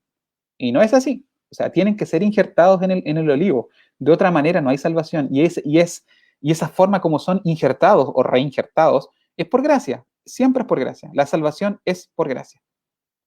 Tanto para el judío como para el gentil. Necesitan ser injertados en el olivo, si es que son ramas silvestres, y si son ramas naturales, necesitan haberse mantenidos ahí. Y si fueron desgajados, tienen que volver a ser injertados. De otra manera, van a perdición. Eso tiene que quedar muy claro. El judío que no cree en Cristo va a perdición. Así de claro. Entonces se generan cierta fascinación con el pueblo de Israel. Hay iglesias que ponen banderas israelitas, tenemos la menorá, hay un montón de figuras que pertenecen al Antiguo Testamento y que no tienen mucha relevancia. Pueden tener, como siempre ha sido este versículo que lo comento con mi papá, pueden tener cierta reputación de espirituales, pero estas cosas no tienen ninguna efectividad contra los deseos de la carne. Entonces, la admiración por Israel me parece bien. Creo que tiene que ser la oración del pueblo de Dios, de los escogidos, por la restauración de Israel. Tenemos que orar por su restauración. Si conocemos a un judío y podemos predicarle, provocarle a celos para que vuelva a ser injertado, gloria al Señor, que así sea. Tiene que ser así. Pero cuando nos obsesionamos con Israel, y especialmente, por ejemplo, ahora que son nación, que esto es algo completamente inédito en la historia de la cristiandad. Recuerden que Israel estuvo disperso por cerca de 2000 años, y ahora desde el 48 que volvieron como nación a establecerse en la tierra de Israel o en la tierra palestina, como le quieran llamar. Entonces, esto es inédito y representa un desafío para la interpretación bíblica. Porque si Israel como nación no tiene ningún papel que jugar en el plano escatológico, es difícil que me expliquen por qué se mantuvieron a lo largo de los siglos y llegaron hasta nuestra época y por qué se restablecieron como nación. Es el único país que tiene como confesionalidad el judaísmo. ¿Ok? El que crea que Israel no juega ningún papel o que no va a jugar ningún papel a futuro me tiene que explicar eso. La respuesta que me pueden dar es que estos que están ahí en la tierra de Israel, la nación de Israel en realidad son alemanes, no son personas que realmente sean parientes de Pablo, por llamarlo de alguna manera. Puede ser válida esa postura también. Pero si son parientes de Pablo, de acuerdo a la interpretación que estamos siguiendo, esta promesa de restauración también es para ellos. Si son parientes de Pablo, los que viven en el Estado de Israel y los que viven todavía en muchas partes, acá en Inglaterra hay judíos, en Estados Unidos donde viví yo también, vivía cerca de una población judía bastante grande, hay judíos también. Si el lamento de Pablo y el cántico de alabanza de Pablo es con respecto a sus hermanos según la carne, y si estos que viven en Estados Unidos o en Inglaterra o están en la tierra de Israel son descendientes, son parientes de Pablo según la carne, esta promesa, esta esperanza también es para ellos, esta esperanza de restauración futura, de que estas ramas sean reinjertadas en el olivo, esta esperanza también es para ellos. ¿Ok? Eso no significa, quiero dejar en claro esto, porque una de las tensiones que se puede generar es que uno empiece a comulgar con las decisiones de un Estado, que es un ente político. El Estado de Israel puede tomar decisiones que son erradas también, y podemos estar en contra de las decisiones que toma el Estado de Israel. No tenemos la obligación de estar siempre a favor de lo que haga el Estado de Israel. ¿Me entiendes? Porque esa es una entidad política que tiene políticos que pueden cometer errores como cualquier otra nación, que pueden tomar decisiones erróneas. Entonces, a la entidad política no le debemos fidelidad nosotros. Pero por la nación, si son, quiero dejar en claro, si son ellos parientes de Pablo, esta esperanza que estamos estudiando es para ellos. ¿Ok?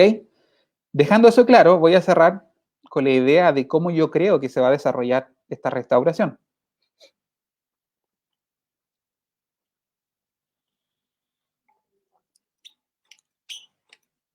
¿Me siguen hasta acá? Si me siguen hasta acá, les voy a compartir una última idea y vamos a terminar. Díganme amén o cualquier cosa para saber que siguen conectados.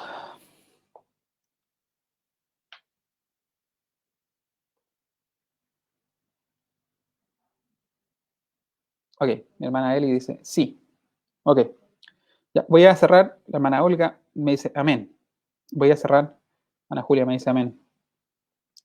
Voy a cerrar con la última idea. Y voy a empezar leyendo en Juan capítulo 19. Dice, el versículo 31, cuando está relatando la pregunta de Luis. Sí, voy a volver a la pregunta de Luis. El hermano Luis me preguntó algo que, antes de entrar a esta parte final, dice, se refiere a los escogidos dentro de Israel, el pasaje de Apocalipsis 7, de los 24.000 sellados. No tengo idea, hermano, y no me atrevería a aventurarme con eso, porque, como le digo, es meterme en el secreto de Dios, es meterme en los detalles del Señor, y es muy probable que cometa un error. Así que en ese detalle puntual yo no me voy a meter. Son 144.000 sellados. Los testigos de Jehová piensan que son ellos, o que son un grupo puntual. Entonces ya alguien ha cometido errores con eso, yo no quiero cometer errores con esos detalles de la revelación. Algún día podemos estudiar, si estudiamos Apocalipsis, podemos tratar de tomar alguna postura escatológica y poder especular con el cuidado de que puede que nuestra interpretación esté errada. Lo importante es que tengamos ciertísimo, o sea, que aceptemos de todo corazón que el Señor vuelve y que vuelve para librar a su pueblo y hacerlo entrar en su reino y para castigar el pecado y la maldad al impío y establecer su reino eterno. Eso es lo que tenemos que todos abrazar. Eso es lo que va a ocurrir con toda seguridad. ¿Ok? Bueno, voy a la parte final.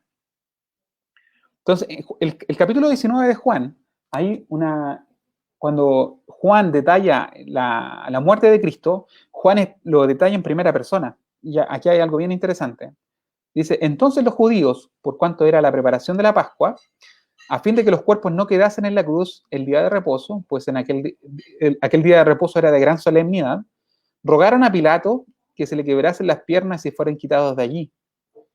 Vinieron pues los soldados y quebraron las piernas al primero, y asimismo al otro que había sido crucificado con él.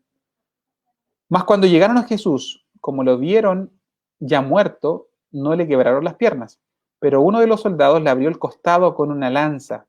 Este es el tema clave. Uno de los soldados le abrió el costado con una lanza. Y al instante salió sangre y agua. Y el que vio da testimonio y su testimonio es verdadero. Juan se está refiriendo al mismo.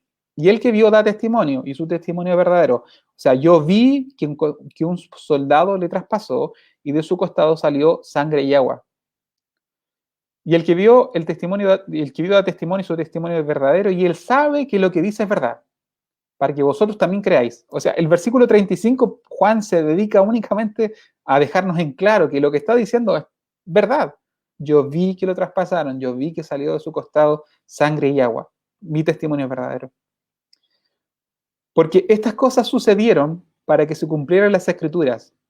La primera, no será quebrado ningún hueso suyo. Y la segunda, mirarán al que traspasaron. Ocurrió esto, Jesucristo fue traspasado en el costado, para que se cumpliera la escritura, mirarán al que traspasaron. ¿Ok? Otra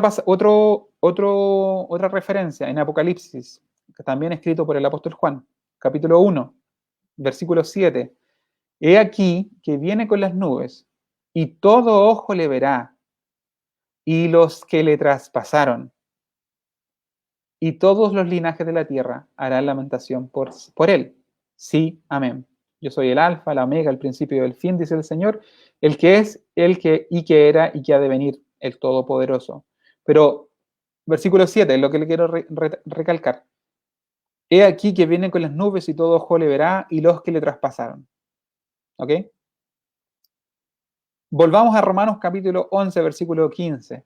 Porque si su exclusión es la reconciliación del mundo, ¿qué será su admisión sino vida de entre los muertos? Lo que me genera a mí, estoy especulando, quiero dejar claro, no estoy haciendo de esto una doctrina infalible, pero dentro del rango que me permite el Señor para especular. Dice que la admisión, la plena restauración de Israel, porque cuando entra la plenitud de los gentiles y todo Israel sea salvo, plenitud de los gentiles, escogidos dentro de los gentiles, todo Israel será salvo, escogido desde dentro de Israel, pero una conversión masiva, va a venir posiblemente con vida dentro de los muertos. A lo que quiero llegar es que posiblemente este evento esté relacionado con el fin de los tiempos, cuando Jesucristo vuelva, cuando ese al que traspasaron venga por segunda vez. Y que junto con su admisión, como dice el versículo 15, venga también la vida de entre los muertos. O sea, que venga que ocurra la segunda venida y se realice la resurrección final, tanto para vergüenza eterna como para vida eterna, como dice Daniel, el profeta. Entonces, ¿cómo se conectan estos dos pasajes? Nos vamos a Zacarías, el libro de Zacarías, el capítulo 12. Y el versículo 9 dice, y en aquel día yo procuraré destruir a todas las naciones que vinieren contra Jerusalén, y derramaré sobre la casa de David y sobre los moradores de Jerusalén, espíritu de gracia y de oración, y mirarán a mí, a quien traspasaron, y llorarán como se llora por hijo unigénito, afligiéndose por él como quien se aflige por el primogénito. Derramaré sobre la casa de David y sobre los moradores de Jerusalén espíritu de gracia y de oración, y mirarán a mí, a quien traspasaron. Juan conecta este evento con lo que ocurrió en el Calvario para que se cumpliese la escritura, y luego lo conecta con la segunda venida. He aquí que viene con las nubes y todo ojo le verá, y los que le traspasaron. Así que este evento que me relata Juan en el Apocalipsis capítulo 1, versículo 7, se conecta con Zacarías capítulo 12, y es muy probable que ocurra al final de los tiempos.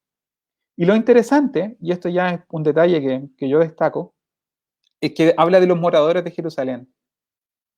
Habla de la casa de David y de los moradores de Jerusalén. Y este pueblo puntual, después de casi 2000 años, volvió a esa zona geográfica. En el fondo, la capital de un país siempre representa a la nación completa. Por eso, para los judíos es tan importante Jerusalén. Cuando hablamos de Santiago, en Chile, muy probablemente nos estamos refiriendo a Chile, aunque los de otras regiones dicen que Santiago no es Chile. Entonces, puede que esta figura que usa de los moradores de Jerusalén, espíritu de gracia y oración, es en el fondo el quebrantamiento que es generado por el espíritu de verdad. La salvación va ligada al poder reconocer nuestros pecados, al poder llorar nuestro pecado, al poder orar nuestro pecado. Entonces, el espíritu de gracia y de oración que que se derrama sobre los moradores de Jerusalén, cuando vean al que traspasaron, va a generar en ellos arrepentimiento y llorarán como se llora por el hijo unigénito, con aflicción como quien se aflige por el primogénito.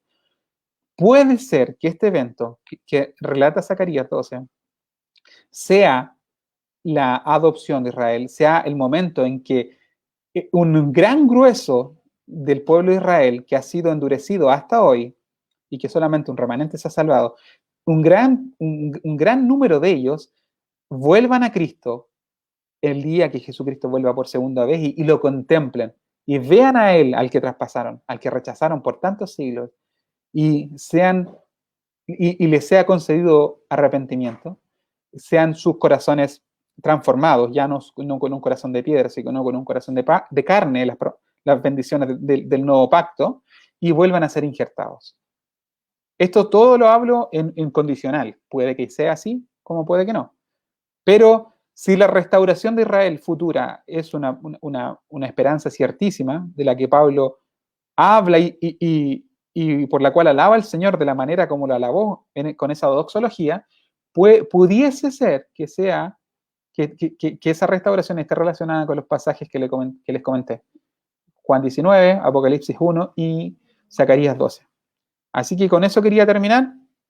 Quería ahora dar espacio para que me pregunten lo que les parezca, y el que quiera tener esta presentación se la puedo mandar. Son notas principalmente, son versículos, algunos comentarios que copié de la predicación que escuché.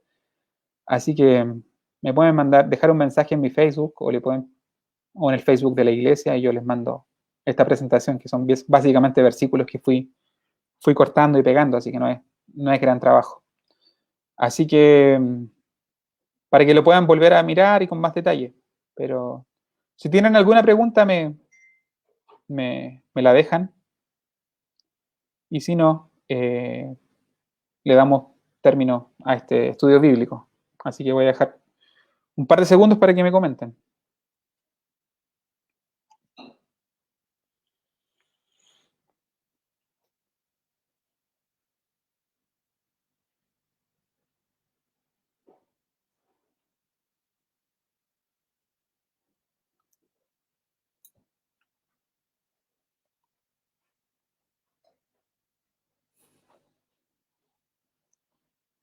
Ok, si no hay comentarios, vamos a hacer la oración final.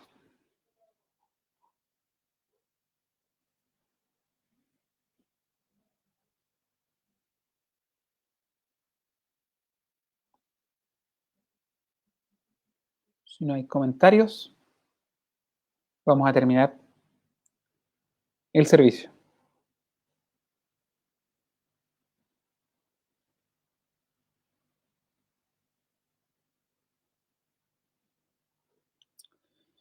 Ok.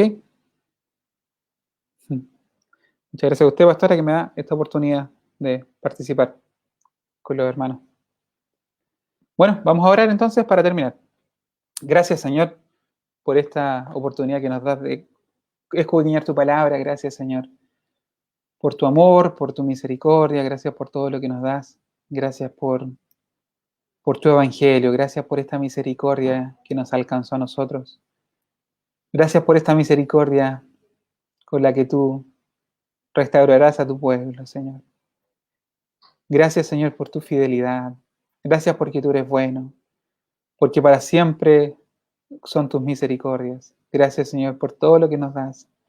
Gracias, Señor, por todas las personas que acompañaron este estudio, hermanos en la fe, amigos en la fe, Señor de la gloria, algunos que no conozco, otros que tendremos la oportunidad de conocernos, Señor. Gracias por todo lo que nos permites tener en esta hora de comunión, Señor. Bendice la vida de todos los hogares representados aquí, Señor. Usted lleve paz, lleve esperanza, lleve gozo a los hogares, Señor, que se encuentran siguiendo esta transmisión y las que la que lo vean en un futuro, Señor, desde la gloria. Bendiga a mis hermanos que van a seguir esta predicación. Bendiga a su iglesia en general. Lleve usted consuelo al afligido en medio de esta pandemia. Si es tu voluntad también, lleve sanidad al que está pasando aflicción, producto de los problemas que genera, Señor, este virus, desde la gloria. Tu gracia alcance a los hogares también que están sufriendo con los problemas económicos que están llegando ya y que posiblemente nos acompañan por muchos meses. Permite, Señor, que tu sustento no falte en los hogares de tus hijos, por lástima solamente. Te pedimos tu bendición y tu gracia, Padre amado, solamente por lástima y a través de los méritos santos de Jesús tu Hijo, nuestro bendito y eterno Señor y Salvador. Amén. Amén y amén. Bueno, terminamos de esta manera. Saludos a mis papás que nos acompañaron toda la presentación, o sea, el estudio.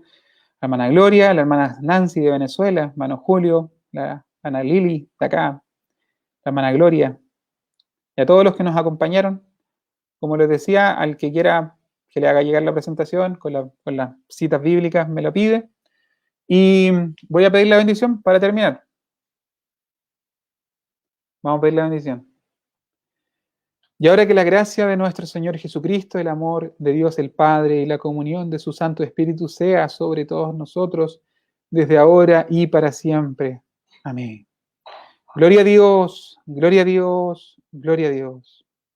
Y a mis hermanos, un gran abrazo, Dios les bendiga. La hermana Olga dice que es de Estados Unidos. Muchos cariños para allá. Mi hermana Elizabeth también. Saludos para todos, gracias por acompañarnos y lo esperamos para el próximo miércoles con la ayuda del Señor. Y el viernes a las 8:30 tenemos un estudio bíblico que dirige la pastora Lisette. Y el día domingo también tenemos un servicio a las 8:30 de acá, de York, de Inglaterra. Así que los invito también a conectarse a esos servicios. Un abrazo, Dios les bendiga y hasta pronto. Bye.